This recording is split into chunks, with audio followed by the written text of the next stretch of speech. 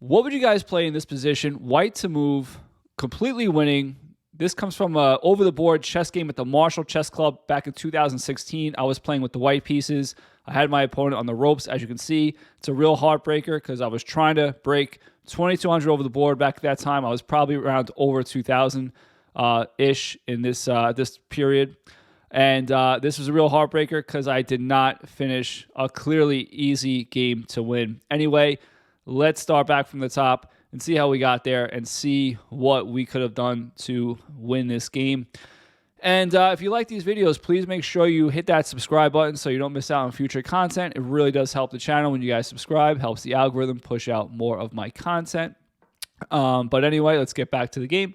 We have a Sicilian defense here, and I play f3. This is my setup. And I use that f3 pawn as a stepping stool to play g4, h5, and then g5 at some point, and I castle queenside. So that's how I like to play it. It's a pretty common way to play it. h6, kicking my bishop out. I just come back here. I'm going to use the h6 move against him in the future because when I rush my pawns at his king, h6 is it's called like a hook pawn. And what that means basically is it kind of like, it gives you something to latch onto. So when you have g4, h4, g5 is going to come, and now you're hitting the pawn on the knight.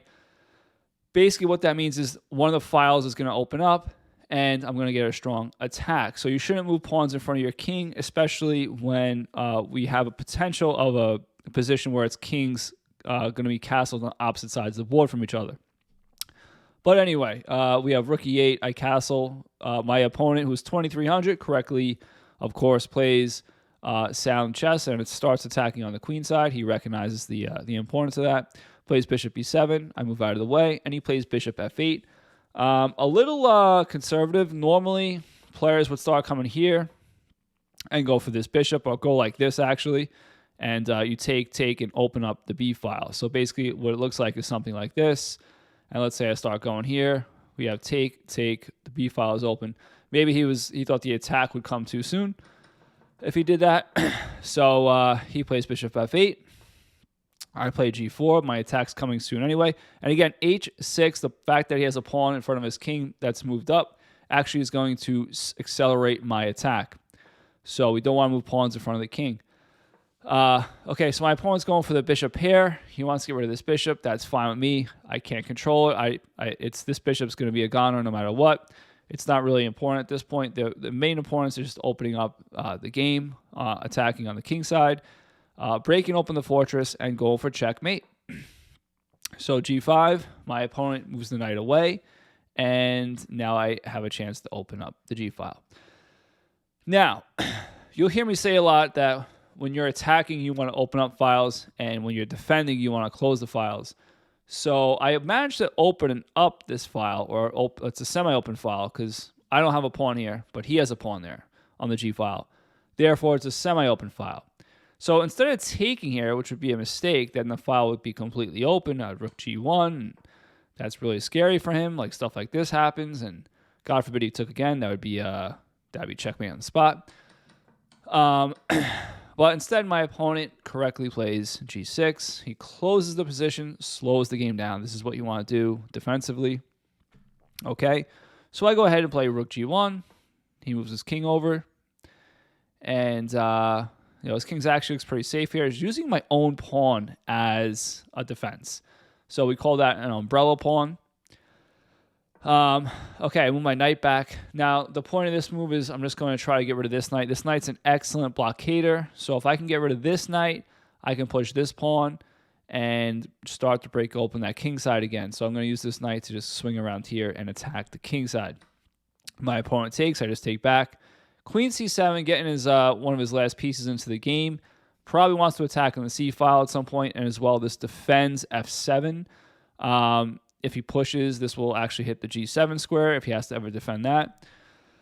However, it's too slow. I play knight g3, and he trades, and he pushes, and he fights in the center. So again, another theme in chess is if your opponent is attacking on the king side or queen side, you want to sometimes attack in the center. It's always a good idea to attack in the center. However, I'm almost +3 here. I'm actually winning. d5 is the best move, though. So here I just double my rooks. After he trades, I take with the knight. And now this knight's very dangerous because it's aiming at the open holes in black's position. This is a good square. This is a good square. It also wins material. Therefore, my opponent correctly took the knight. That's the best move. I took back. My opponent attacks the rook. I move the rook to safety. He attacks it again. I keep it on a light square now because I don't want my rook to get attacked every 5 seconds. That's kind of annoying. So I'm like, stop attacking my rook, dude. Let's play chess. So he's like, okay, sure. He plays queen e5. Nice central move for the queen. However, I come to queen f2. Now, why did I go queen f2 here? Some of you might be saying, why not bishop d4? Bishop d4 is actually okay here. But what was my concern? My concern was he pins my bishop. And I really don't want that. If I take his queen, he takes my queen, and now the game's even. I don't have a winning position anymore. So it basically kills my attack. And after this, if I do this or something, maybe he can get some counterplay. It's kind of slow, but that's why I didn't do that. So anyway, I played queen f2, and now, so queen f2 does a couple of things. Queen f2, I should say, it prepares this still, right? It's still, creating a battery on d4, so I can still play bishop d4, attack the queen. But it's also it's getting out of the way, so I can't get pinned. I should say that again. And also, it's hitting f7 with check, which is a big problem. So my opponent plays rook f8, also the best move. And now I play bishop d4, the best move. And then we have the position that came up in the beginning of the video. What would you guys play here? Looking at this game now, it's pretty obvious. I can't believe I didn't play this move. And don't really think too much into it. Don't really think too hard about it. Just really, try to pick what do you think would be the best move here in this position. Like, look what I'm attacking, look what he's defending, and try to find the best move or the best, square for your pieces. In this position, I played bishop f6 for some reason. Now, why on earth would I play bishop f6? I have no idea. Let's say he just takes, which isn't the best move at all, but let's just say that happens. He just grabs his pawn. I mean, I'm still winning, but I don't even know why it's so necessary to even go that route. He has a much better defense, by the way, but I was just saying. But the best move in this position, instead of bishop f6, is bishop g7. Now, bishop g7 is just pretty obvious. Now, it hits the rook, and the rook's guarding f7. So if the rook moves or something, I just take. I'm attacking the bishop. I have discovered checks. It's actually, the computer announces mate in 11 here. Okay. But what was my concern? This game was in 2016. I actually remember this as I'm playing it. I don't remember what my idea, why I didn't play bishop g7. But I could probably guess it was some reason like bishop c5, which could be stopped by bishop f6. If he takes the rook, I take and threaten mate. And I'm still defending the pawn, so he can't do that. However, the best move after bishop g7 is queen c5. So maybe I saw that. I'll try to give myself credit. White's still okay here. Actually, still winning here. Now, this looks like a really good defense because, okay, I'm attacking the rook. He's attacking my queen now. Offering a queen trade. If I go for it, now he's attacking my rook too. I'm attacking his rook. He's attacking my rook. He managed to get the queens off the board. We have an easy game. If I take, he takes, and it's an even game, right? And then, let's say I take and he takes, and the game's a draw, basically. However, after queen c5, I could just play simply queen g2 here. And this game is completely winning. Let's say he plays b4, try something. Let's say he moves the rook, right? Let's say he moves the rook. The point is, now I just go rook f4 and go back for this. If he can't really guard it. He can't guard this pawn. So, and if he ever moves the pawn, there's all this stuff coming up.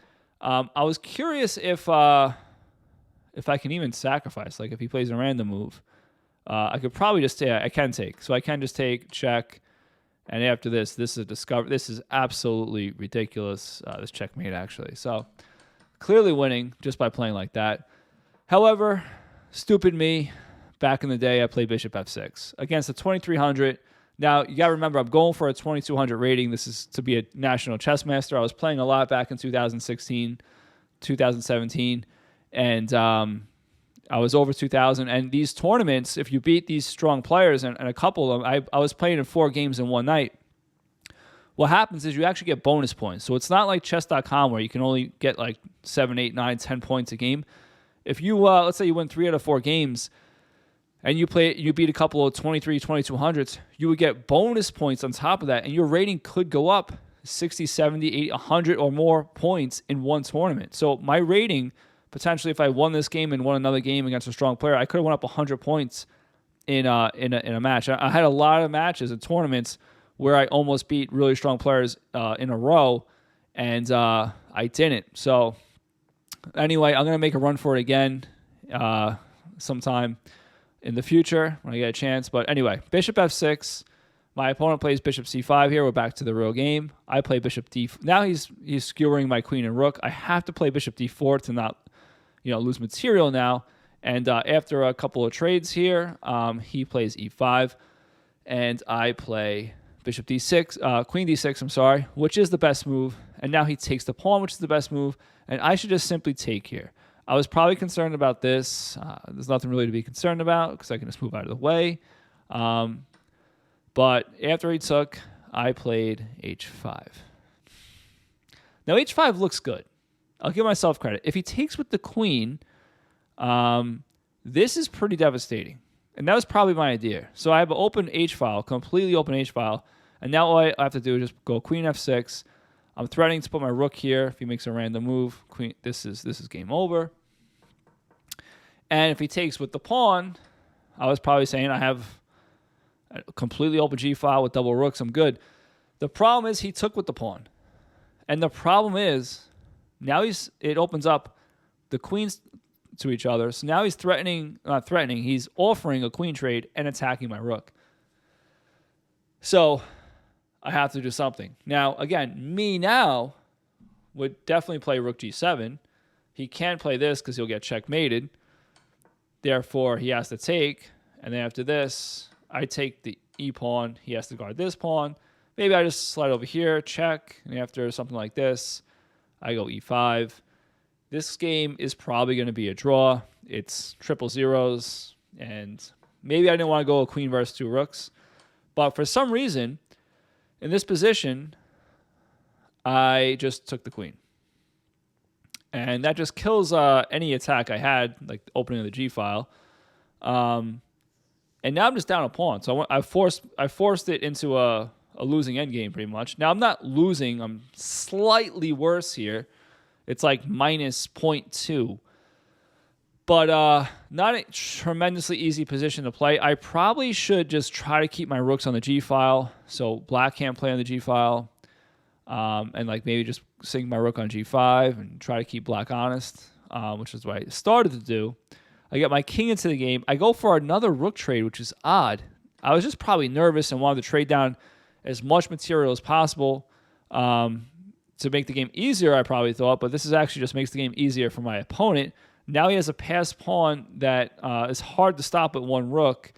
And he's going to make another passed pawn. It's just a completely winning position at this point. He shuts down my rook. I avoid that. I really need to avoid that. If I don't avoid that and I take, now he has 2 passed pawns and I have no passed pawns, and I'm getting absolutely crushed. And he's up a pawn, by the way. So for that reason, after this, I did not oblige him, and I went to take the pawn. He ignores it and pushes the passed pawn. The idea is if I take, he just plays h3, and there's no way for me to get to this pawn. I mean, he goes rook g1 first, and then he can just push, and game over. So after this, he pushes. I bring my king in. He pushes again. I start to make a pass pawn of my own.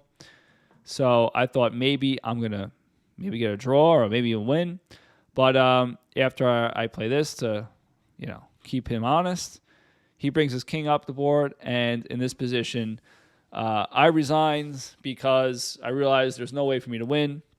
Black is completely winning. He's just going to play rook g7 and keep my pawn from moving forward. And he just has to move his king forward to guide his pawn I also can't throw any checks in there because his rook's here.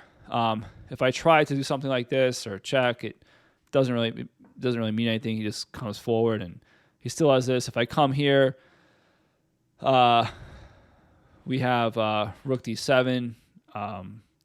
If I come here, now just king g3. If I throw in a check, I mean king f3. And let's say I just try to intercept the pawn. He's just going to keep on going back and forth, and then eventually get the rook behind him and queen. There's nothing I can do to stop it.